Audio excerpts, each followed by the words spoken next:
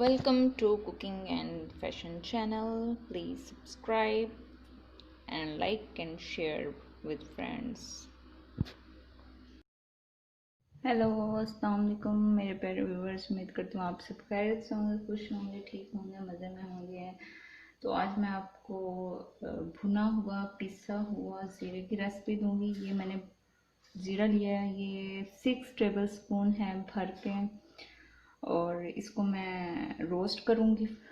एक पैन में लेके इसको रोस्ट कर दूँगी, इसमें डाल देते हैं और इसको मैं रोस्ट करूँगी और इसके बाद मैं इसमें डाल के ग्राइंडर में इसको पीस दूँगी। तो हमारा भुना हुआ पिसा हुआ ज़ीरा रेडी हो जाएगा। लो फ्लेम पे हम इसे 5 मिनट इसको हम रोस्ट करेंगे। उसके साथ बाद हम ग्राइंडर में इसको पीस लेंगे। हमने इसे नीचे नहीं लगने देना, इसलिए हम इसमें चमचा हिलाते रहेंगे।